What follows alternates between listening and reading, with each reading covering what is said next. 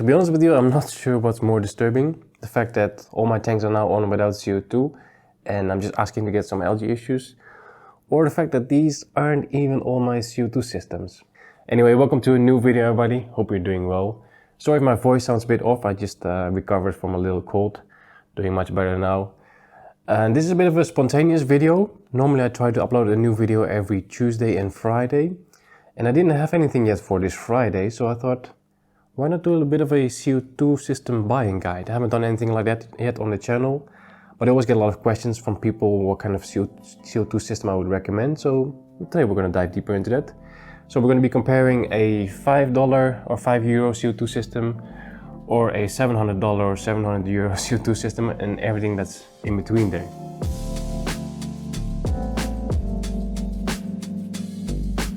Alright, so I think it's best if we start with the cheapest one, work our way up to the most expensive one, see everything in between, and then hopefully at the end of the video you kind of have a rough idea which system suits your aquarium, suits your budget, and which one just fits you best. So let's get started, let's remove all the other systems and let's just focus on them one by one. Alright, let's get started with the basically the simplest system. I think besides there's also passive CO2, but this is literally like the simplest way you can start. So this is what I used when I first came into the planted tank hobby 7 years ago, and I'm still using it today. So I think that kind of says enough already about how much I like this system. I think a lot of people already know this system. I made a video about it a long time ago. That video has like 300,000 views and is still being watched today. So I think a lot of people know it already, but let's just kind of go over it really quickly. So it's a very simple system. We have a 1.5 liter bottle, some airline tubing, and at the end of it we have a CO2 diffuser. So the only thing that's really expensive here is the CO2 diffuser, but yeah, you can make it as expensive as you want. This is the Danel's CO2 diffuser. I think it's €20. So that's the only thing that's expensive. The rest is just an empty bottle. In here we have a mixture of sugar and gelatin. That doesn't really cost anything. Then we have some water with some yeast, which also doesn't really, it's just pennies. So it's very simple.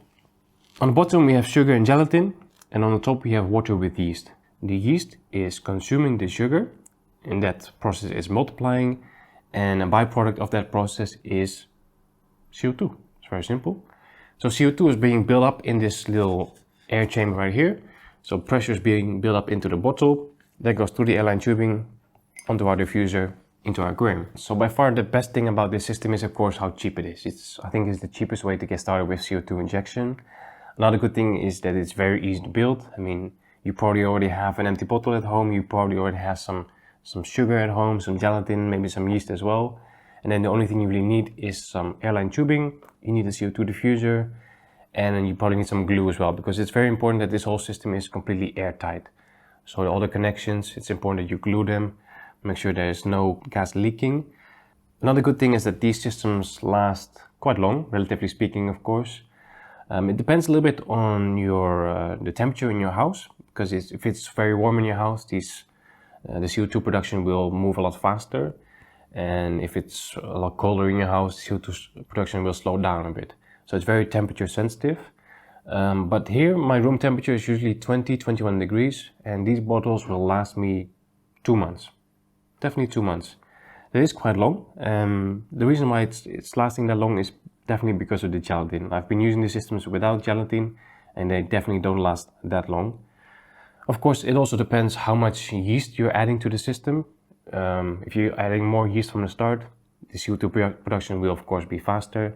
If you add less yeast, the CO2 production will be slower. Of course, because it's so basic, it also has a few downsides. So there is not really a way to regulate the system. I mean, you can't adjust the bubbles per second on this bottle. It can be a little bit unstable as well. Like I said, it depends on the temperature, the amount of yeast that you add from the beginning. It can be a little bit unstable. And of course, you cannot shut it off at night. You can add a solenoid valve here and just stop the CO2 flow, because then the pressure in this bottle will just keep rising, and I don't know if it can explode, but there is a chance that it'll be an ugly mess.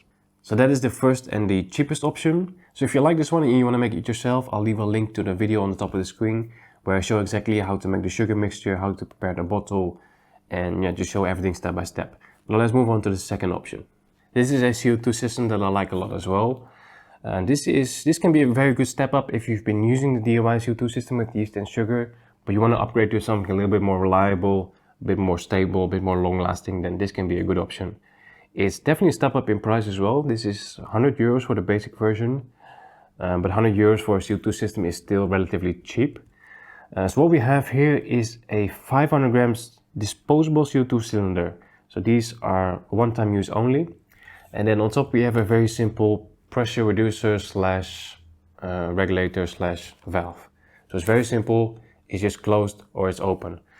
I mean, you don't really need more than that. I mean, once you open it, you set the amount of bubbles per second that you want. You can put it away in your cabinet or next to your aquarium and forget about it.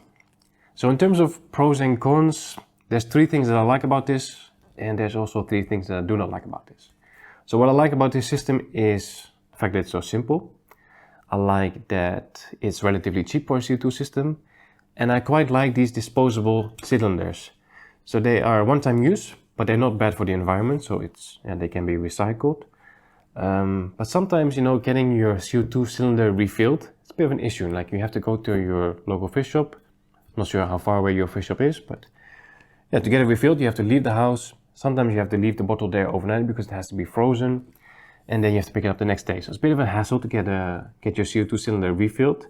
This is quite simple. Like, you can order these cylinders online. They can come to your house with the postal services.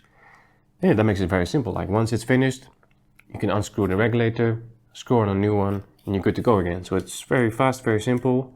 So there's also 3 things that I don't like about this system. And the first thing is, well, okay, it's very simple. It's almost a bit too simple. So it doesn't have any gauges on the regulator, so you don't really know what you're doing. You don't know what kind of pressure you're working with, and you have no clue when the bottle is finished. So you really need to pay attention to your CO2 diffuser to know when the bottle is finished. And that can be a little bit tricky. Another thing that I do not like is, again, the CO2 cylinders. I said that I like them, but there's a bit of an issue with them as well. Like, they're not the cheapest, they're not very cheaply priced. So this is 500 grams and a new bottle is about 20-25 euros, which is quite expensive. I mean, I can get a 2 kilogram cylinder refilled for 20 euros as well. So for the longevity, this is not the cheapest option. And one more thing that I don't like is that this is the basic version and it doesn't have a solenoid. So you need to buy a solenoid separately, which is again 30-40 euros. So then in the end, it's still quite pricey. So that's the second option. It's from Denla. I'm not even sure what it's called. I'll put the name on the screen. I think it's a good option, especially for beginners and for people who don't really have a huge budget for their CO2 system. So let's move on to number 3. All right, option number 3 is a relatively new product from Denla. I believe it's called the Carbo Soda M200. Yeah, I did an unboxing video for this one a couple months ago. I'll leave a link to that on top of the screen. Definitely check that out. This actually looks very similar to option number 2, especially if you look at the pressure reducer. It's almost identical. This one is just a bit more fancy, a bit more expensive as well. I think it's for a different audience also. The reason I'm saying that is because this system, Carbo Soda, is using Sodastream bottles. So Sodastream, that's those home systems that you can make your own soda. So like cola, Fanta, all those kind of things. I don't have one of those systems at home. But I think if you do have one of those systems at home, this can actually be a good option for you. So in terms of pros and cons, what I like about this system is I like the design. I think it looks cool. I like the bottle with the nice Denla logo here. It's blue. Blue is my favorite color. And I like the stand. So it comes with a stand so the bottle doesn't tip over. And what I like most about this system is the pressure reducer. It's very small, it's very minimalistic, but it kind of has everything you need. So it has the working pressure knob. It has a gauge, so you can see what the working pressure is. And then on this side, you have the needle valve. And the needle valve is really, really good. It's not too sensitive, works really, really good. What I don't like about this system is the price. I think it's a bit too expensive. So for 170 euros, you get basically everything you see here, but you don't get a solenoid valve. So with this system, you cannot shut the CO2 off at night. You have to buy a solenoid separately.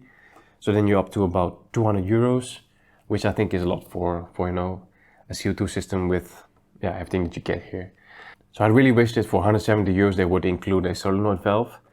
Another thing that I do not like about the system is the bottle. So this is for Sodastream, but I'm not sure how Sodastream works. I mean, I could be wrong, but I think that it always works with a swap system.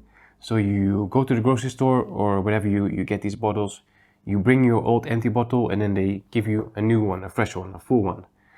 But this one is labeled. This one is labeled with the Dental logo, so you're not going to bring this one to the grocery store because then you're probably never going to see it back again.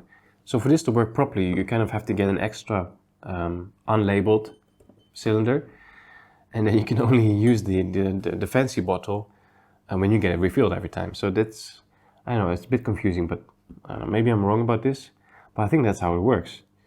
So I'm not a big fan of this system, to be honest, but again, I don't have a Sodastream bottle system at home, so if you do have one, maybe this can be a good option for you. Now let's move on to option number 4. Oh yeah, what can I say about this one? I've been using this one for almost a year now. I made some videos about it as well. I'll leave those on top of the screen. Very interesting setup. Expensive, 200 euros. So this one, I really like it. I would never buy it myself just because it's, you know, so expensive. But from this one, there are cheaper options on Amazon. So I'll leave some links in the video description if you want to pick one up yourself, if I can convince you to buy this one. So this is also DIY CO2. So the first option that we had was DIY CO2 with yeast and sugar. This is DIY CO2 with citric acid, baking soda and water.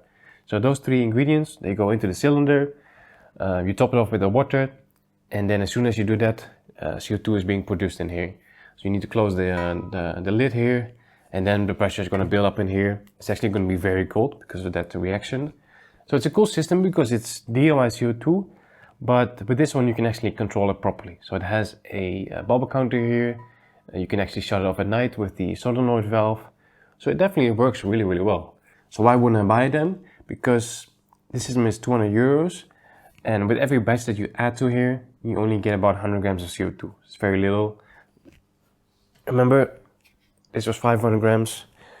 100 grams of CO2, that's just not a lot, and it lasts, well, I use it on a very small tank, and I only use 1 bubble per 5-6 seconds, so I use very little CO2, and that way it will last me a couple of months.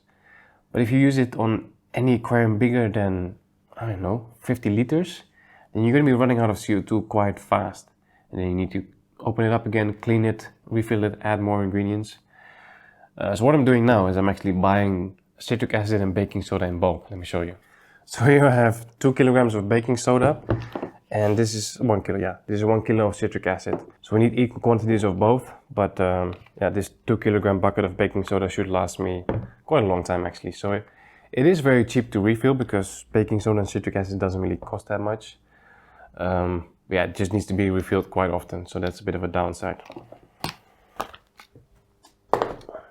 So to kind of summarize the pros and cons, what I like about it is it looks nice. I think it's a cool looking system. It's nice that you can make your own CO2 at home. You don't have to go to the shop, get your CO2 bottle refilled. But the downsides are the fact that you can only get 100 grams of CO2 per batch, so it runs out pretty quickly, and it's just very expensive. So that's option number 4. Like I said, I like it. I personally wouldn't buy it myself, but if you are somebody who has plenty of access to baking soda and citric acid, and yeah, maybe this can be a good option for you. Now let's move on to number 5. All right, option number 5. We're moving over to the big boys. Over here we have the CO2Art Pro SE regulator with a 2 kilogram pressurized CO2 cylinder that's refillable. So this is not a set. These things are sold separately. Of course, you can also use a 500 gram cylinder or a 6 kilogram cylinder, whatever you like. But this set in total is 200 euros. It's actually not that bad. So this one was also 200 euros, and here you get 100 grams of CO2. This one is also 200 euros, but here you get 2 kilograms of CO2. So there's a bit of a difference. So this is really, I think this is really a good set. The CO2Art regulator, I got this one sponsored from CO2Art, I think it was 3 years ago now. So I've been using it ever since and never had any issues with it. If you want to pick one of these up, I have a discount code in the description, definitely check that out. So this is definitely a set that I would recommend for people who have a decent budget and who just want something that's really good quality and that will last them a very long time.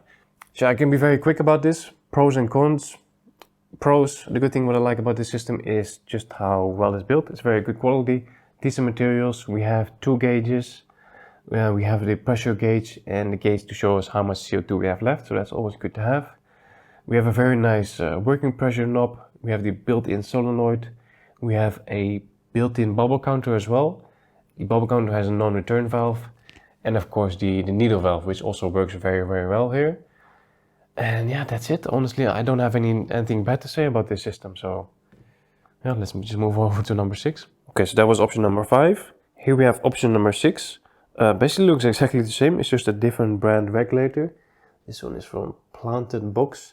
So these two systems like this are almost exactly the same price. I think the regulator, this one is maybe a little bit cheaper than the CO2Art. I'm not entirely sure. But what's attached to the CO2 system, that's what makes it more expensive. So this is the CO2 system for the big shallow. So let me show you what else I have over there. Okay, don't pay attention to the shallow. I just gave it a massive trim like a week ago. So it's looking a little bit rough right now. But to kind of give a brief explanation, inside the cabinet we have the CO2 system. CO2 system is attached to this black box that you see over there. That's the Intaqo controller. And to the controller I've added a pH sensor. I didn't add it, it comes as a package. So pH sensor is measuring the pH inside the water. It's sending the data back to the computer. And I'm telling the computer that I want the pH to be 6.8. So for me 6.8 is the perfect pH level. So then it's opening the CO2, it's allowing the pH to drop to 6.8. And once it's there, it stops the CO2. And then we have a very stable CO2 level inside the entire big shallow. So that is kind of the high-end system. In total, this whole setup is about 700 euros, I believe. So of course, 700 euros for a CO2 system is quite extreme. There are cheaper options when it comes to these pH-controlled CO2 systems. I think average price is about 300-400 euros. I just wanted to show you the Intaqo because, well, this is the only one I have available and when it comes to these fancy systems. And also I wanted to show you one extreme end to the other extreme end, the cheapest option. The Intaqo also controls a lot more than just my CO2. It also checks the temperature, it also controls my light, and it also controls the fertilizer if I were to attach some bottles to it. It's a different story. So I think it's time we wrap up this video. Let's do one more quick summarize. So all the way on the left we have the super cheap DIY CO2 system with yeast and sugar. Good for beginners if you want to be a bit more hands-on with your CO2. And just a good way to kind of experiment with it as well. Then the second option was the disposable cylinders. Kind of a good entry-level CO2 system. Just make sure you buy the solenoid with it as well. Option number 3 was the Sodastream bottles. Yeah, if you have a Sodastream system at home, this can be a nice option. I personally wouldn't buy it. The DIY CO2 system with baking soda and citric acid. A fun product, fun to make your own CO2 at home with some ingredients. But again, this is not something I would buy just because it was quite expensive. This is one that I would definitely buy, the CO2Art regulator with the 2 kilogram cylinder. I think this is the best set out of all of these. So if you have the budget for it, I would say go for that one. And then of course the most expensive crazy one all the way on the left. So guys, that's it. Hope you guys enjoyed this CO2 buying guide. Hope it kind of helped you. Don't forget to smash that like button and I'll see you all next time. Take care.